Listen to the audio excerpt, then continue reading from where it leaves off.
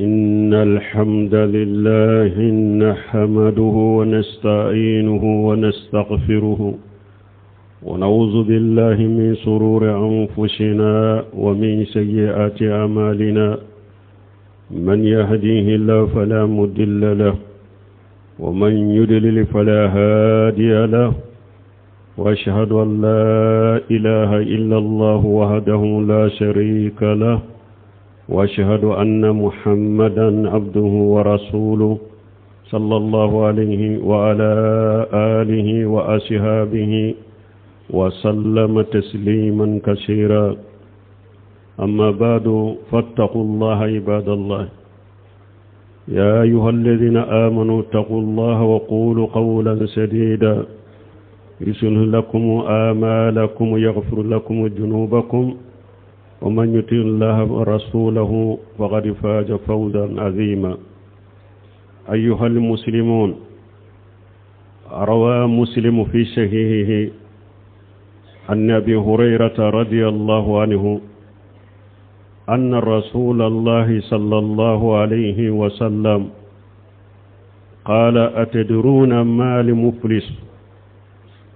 قالوا المفلس فينا من لا درهم له ولا متاع قال إن المفلس من أمتي من يأتي يوم القيامة بالصلاة والصيام والزكاة ويأتي وقد ستم هاجا وقذف هاجا وأكل مال هاجا وسفك الدم هاجا وضرب هذا فيؤتي هاجا من حسناته وهاجا من حسناته فإن فنيت حسناته قبل أن يقضى ما عليه أخرج من قتاياهم فترهت عليه ثم ترها في النار أمبي الله تنو أمبي يفضلي أمبي أنيني الله في أكان كشي كابوان يركون تورما أنان كبارا جمو نيالاي جوم من كندام موتي سرمين بو فيلي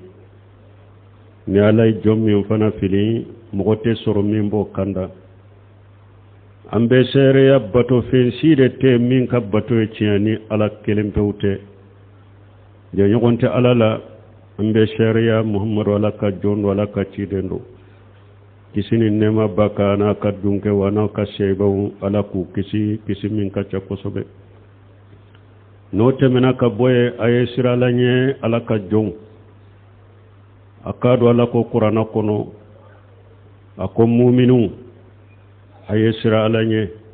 aka kuma sabatilewun fo aka kuma tilelewun fo ni mugo min tugura ala ko tugura ciden ko iyen ni yoro soro ni yoro min na kabbo kosobe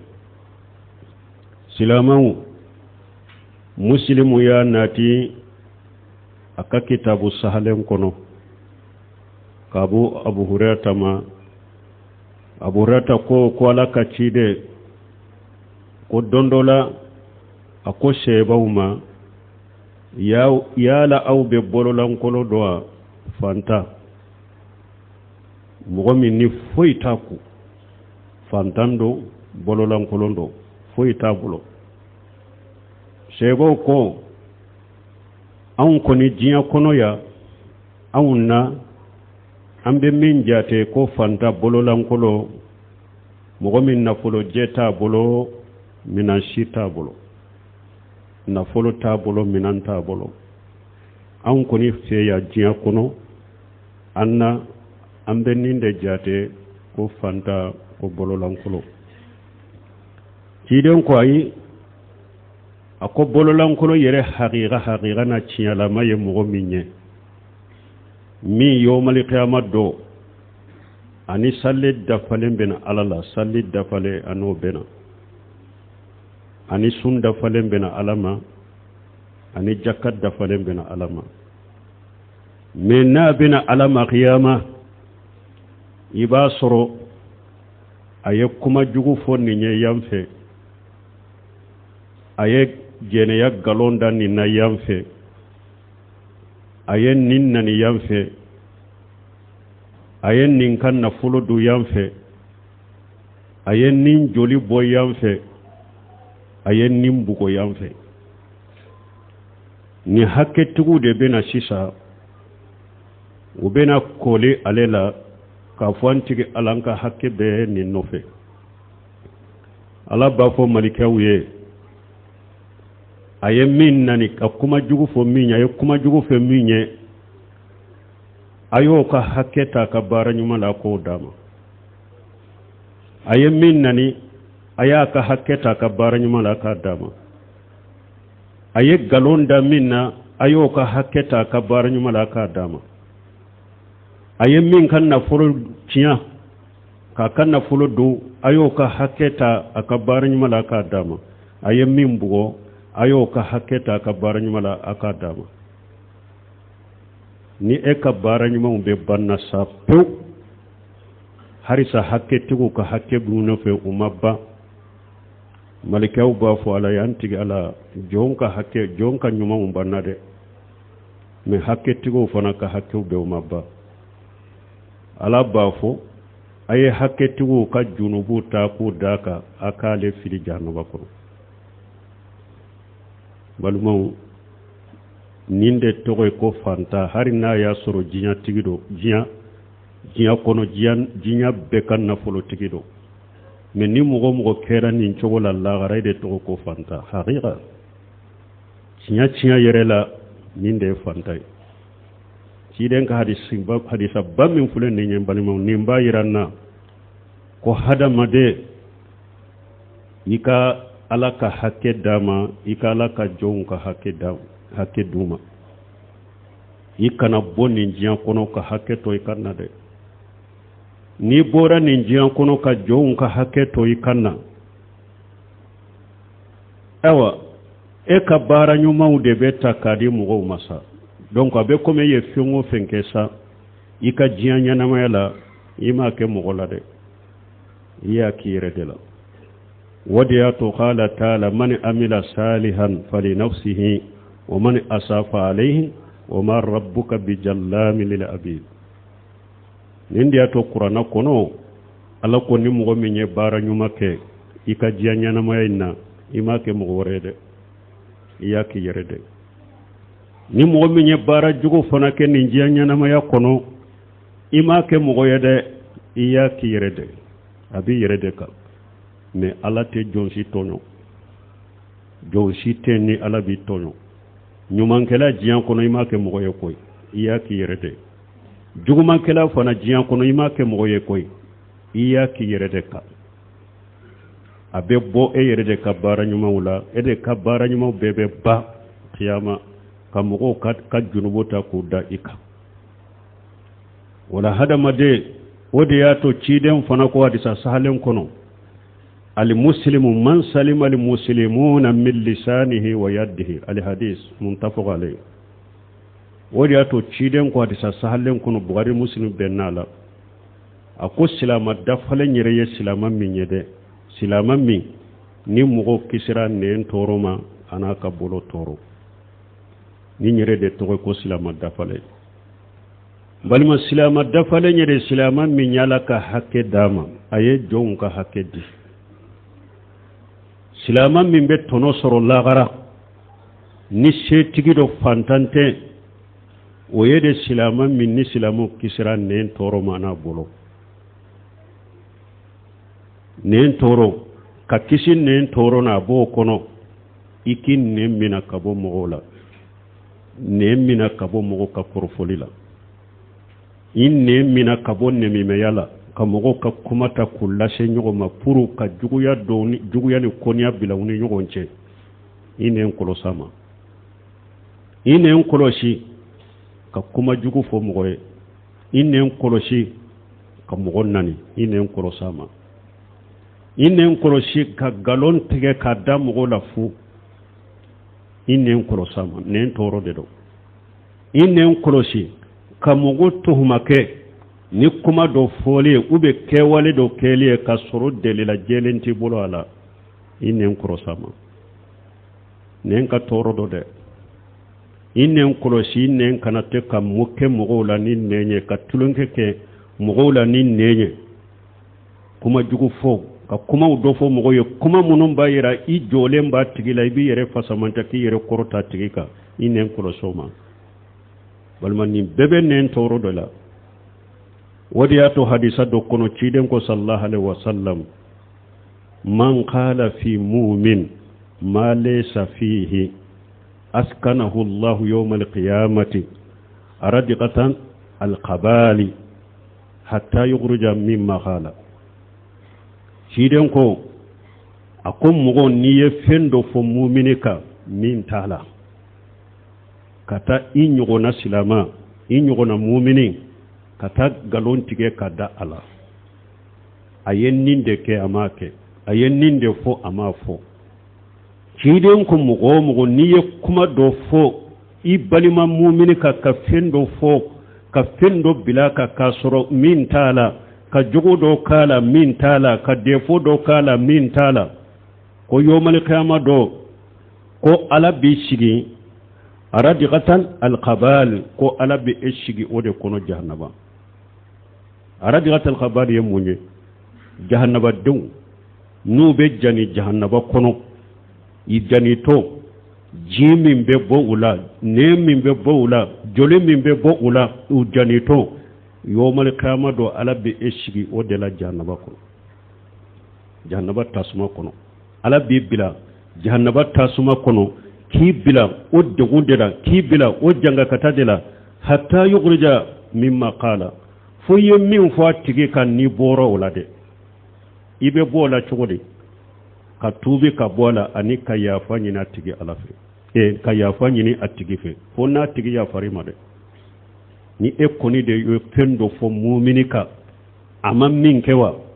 yomal qiyama do be jahannaba de kono fo ka yafima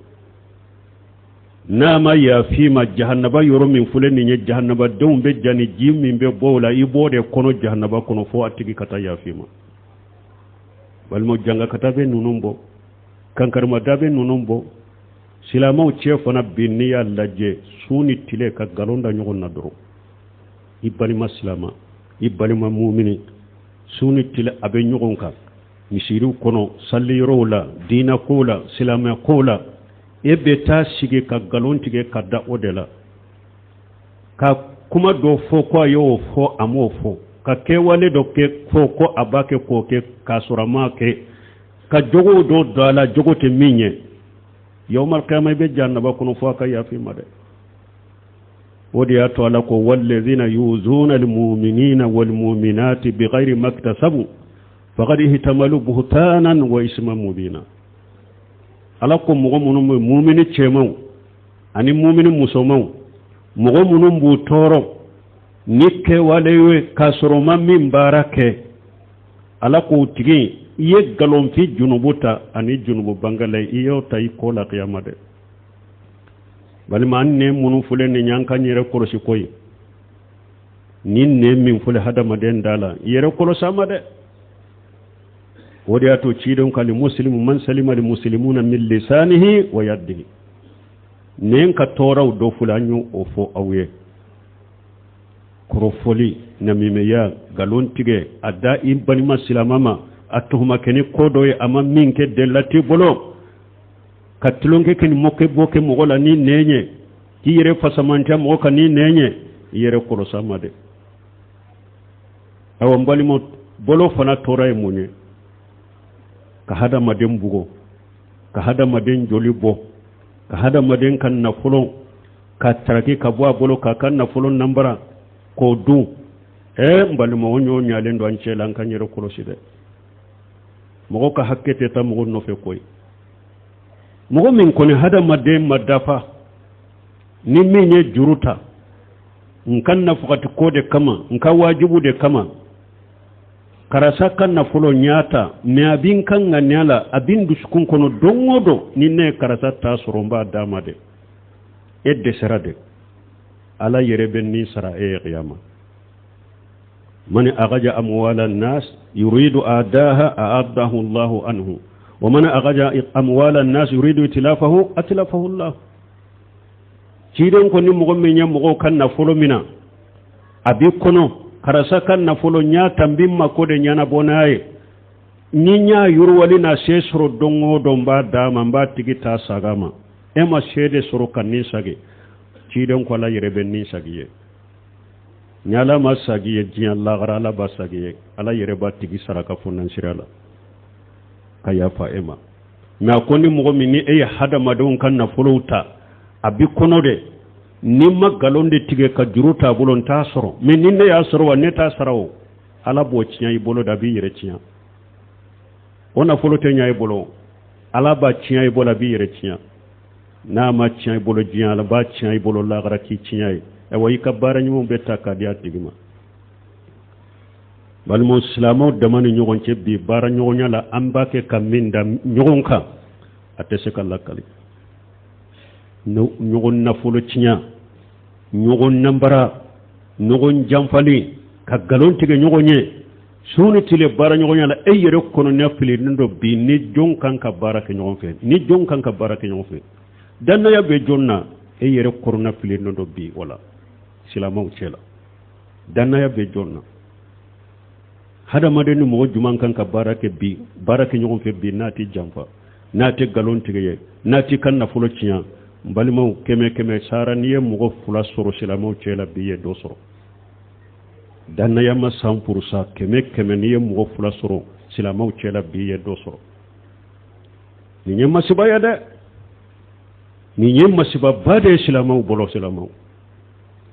fo silamaw ci den ka hadisa nunan kan jantu lade an ku kala de an ka barake nuye an ka jogo ko nuye de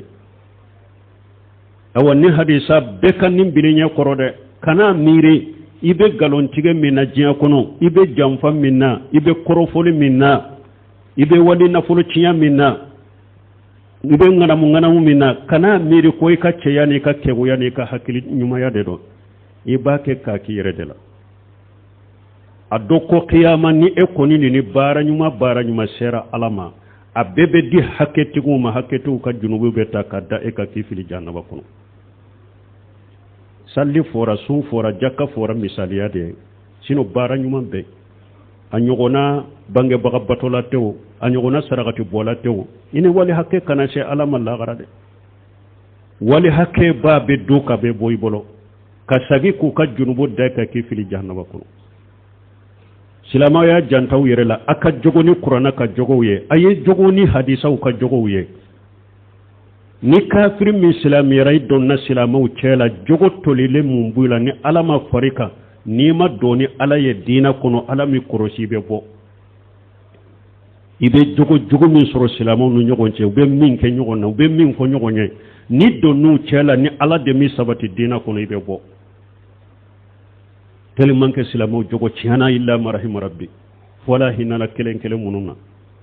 be ka do fana la ko qur'ana kono o ma yelfiju min qawli illa ladayhi raqib atid ala ko mo shike ni be kuma fili ka boyda kono fo sabale kala do bi koro nimba sabe iya nyuma boyda kono sabale kala bi koro ba sabe iya jugma de fili ka boyda kono sabale kala bi koro ba sabe yado aw nyere sirana nyugo nye telefoni kola ni ko mo ma sisa karasa mba feki ka kuma nyugo nya me mbata de ijanto la mba ere sire de ngwa tigi ba kuma chogodo ibe sira kuma udo tumba fu ku fon men na ko be ere sire de ito fo me ala ko ale ka sabele kele ube annofe mon nayta sire wuluye ebe kuma yoro me ala ka sabele kele be alaka eresirali kala be alaka kantalaw be munayte sira wuluye ma yalfaju min qawli illa ladayhi arraqib atid mogote kuma sifili ka boyda fo alaka sebele kala be koro wa hadarilendo uba be sebe barakallahu li wa lakum fil qur'anil hakim wa nafani wa iyyakum bima fihi min al-dhikril hakim aqulu qawli hadha wastaghfirullaha li wa lakum ولسائر المسلمين من كل جنب واستغفروه إنه هو الغفور الرحيم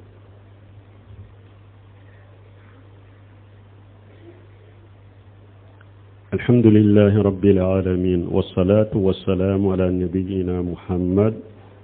وعلى آله وأصحابه وسلم تسليما كثيرا أما بعد قال صلى الله عليه وسلم لتودن الحقوق إلى أهلها حتى يقادوا لسات الجلهاء من السات القرناء كيدنكو صلى الله عليه وسلم لا يودن الحقوق إلى أهلها يوم القيامة كيدنكو قيامة دون أكلنا كده أقول والله حكو بساقي كتوتي ما قيامة والله كيدن كلناك حكو بساقي كتا حكي تقو ما قيامة حتى يقاد لسات الجلهاء من السات القرناء هرب بغو جيا كونو با من نجري تنبالا نا يبا دو تو جريتي با مننا قيامة من تو نجري انتاني جيا كونو على بجري بو افنالا aba tajuru sara geremayna no kera la ba fauta banaw ka ke bogoy ulu be ke bogoy o yoro de ni kafiri yobe aba fo yale tan kuntum turaba aba fo hari alakim fana tunke bogoy na le to soro balmen nimbe alaka tilenya dafalinde yira baga usilamiya ka barate baga unkaw hakilite baga unna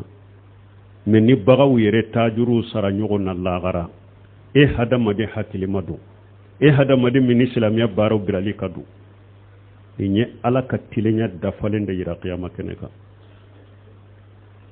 hakku be sagi katu tiguma hari bagan gerenta ba gerenta minye ba tu gerenta la jiyan kono lagara ala be gerenta gere bola ba tajuru sara janko hadamade janko islamaw tajuru sarabe wodi at ko ciden ko hadisa warla ko hadama don silamaw akon mo min ni mo ka hakke bi no fe adama jiya kono ya bo aka hakke la jiya kono ya min qabla an yati yawm la dirham wala dinara illa min amali salih ciden ko mo min ni mo ka hakke bi no fe jiya la bo ala de pi jiya kono ya de sani don kana don mi dinarete drahimete nafolote foy ka baranyuma hakke tugo ka hakke be boy ka baranyuma de Allah gara donc mo kana nyaga ika baranyuma ulade ikana nyaga ika bato ulade ikana nyaga ika bange ba bato ulade ikana nyaga ika sarakati bolade ikana nyaga ika financier la koy isra na ya soro alaka jonko ni hakke maduma ibe alaka jon toyon kana nyaga ka bato la fulode kana nyaga ulade yomali qiyama do baton nunum bebe di hakke tiguma fo hakke tugo ka junubu be takadda e ka kifili jannaba ko alakan kisala kantanga aw be kan ni aya woni hadisa bilinyo koro munum be mo kere kele ne tonyo min be islamiya gorobali de tonyo kuma munum be fil jamana en kono na dobu kanto ko ni firawuna wulila ale ka tege do firawuna tege o kadi ale ka tege do wabiya tege mbalmo ite ninge wahabiya wala ko itake ka fo wahabiya we ko ibake ka fo yerede aya bilinya korobani mani amila saliha fali nafsihi wa man asafa alayhi wa ma rabbuka bi jallam lil abid ala ko niye nyuman ke yaki yere niye nyuman ke ni jankuno yaki yere akon niye juguman ke ma ke mo gola de ma ke wahabiya wala ko ni mo minye wahabiyan nani ka wahabiyan nani ka wahabiyan nani ka islamiyan nani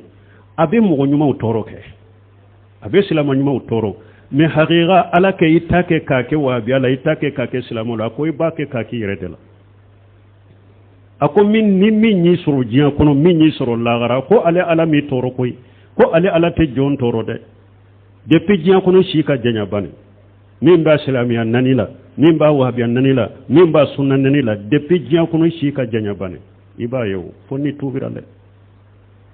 mogo sire tebbila ni islamiya la kene ka ko ala bi toy nko mogo do ya ke katemala ye warade bulula kungo korona la kufaga ayan ala ye ulu de bila do la kufaga ama hada madanyire bilula wama ya'lamu junuda rabbika illa huwa ala ka kele bogo mogo sito do ni ala tew ni yaye cinya tugu ba wunya mara ni nyumo ba fatanya ka bojunwa ma konnan jade ro ba wuyere de me akana mire kwa ba ke kam ke bola koy akana mire kwa ba ke ka wuludu suka siko ibake ki yere de dusuka si ibake ka ki yere de la ala yode fo ala te mo tonyo ni min yi soro jiya kuna ala ma bagima ni ala ye makono ni ke ya fana fo lagara min yi soro lagara ma ala ma bagima de min yi soro de ya Allah si yerema et puis ate jamana so herala asilama nani ni asunna nani ni tiya tigu nani ni ate jamana so herala ate jamana to herala jamana munun ba on kerefe mo ko la jeke ka sigire jo soso la kan ni wahabiya nani kan ni sunna nani ka ciden ka tabulo nani ka sunna mo nani ka wahabiya nani abe jamana jumana ita ye jamana shikare jo soso kan ni jamana te ko keme keme sara fana ko be konon to ni duru ye islamay ayem islama sugu jumay et puis mo sita ka islamay na kerece ta ke jamana en kono yahudiya ta ke abbe ba dambe kata islama de islama to de ba bela mais abbe saralende do kafirun fay abbe saralendo islamiya jugu fe mais ba ke ki ka jahannaba jan wori de du alakan kisalakan tanga munum ba ke jamana en kono alaka hakli man duma ya rabbi alaku sagu ko alaka tubu no yewuye alaka jamana en kisi utoroma parce que kuma munun do fitina do alaka ko wattaqu fitnata la tusibanna alladhina jalamu minkum qasa alako ay sira fitina ede ni fitina balawuri la munu nyerebe fitina en ka tedda ulu dorona abe bede soro wodi yato kuma sugu fo baga ambe kumu ka kuladi uka sabali ubu ka fitina kuma mununa ni abnu bali amma kumu fe na fitina wuli la tedda udoroma de abe bede soro wodi yato marali kelaw yo population to silama nyuma be kana sigi kanunu lame kana jia ula e pate kula fana awun dalen bala ni islamiya fo kata jia ula te sega bojiya kono ni sunna fo kata jia ula te sega jia kono abe min wala ko wahabiya ya ka kuma fota dun ka fota te ate bojiya kono fo kata jia ula ibi yere sega ebe saka ni wahabiya to jia kono ya ibe saka halake ka bojiya kono kan ni wahabiya to ya jia kono ya te boala fo jia wuli surunyadi andan kalanen doni oyefu comme ambe sa chogomi ala de yofo ci de yofo ibi yere halaki droki yere sege alaka hakni man danuma ربنا آتنا في الدنيا حسنة وفي الآخرة حسنة وقنا عذاب النار ربنا لا تزغ قلوبنا بعد إذ هديتنا وهب لنا من لدنك رحمة إنك أنت الوهاب اللهم اجعل الإسلام والمسلمين وأجل الشرك والمشركين ودمر أعداءك أعداء الدين برحمتك يا أرحم الراحمين وآخر دعوانا الحمد لله رب العالمين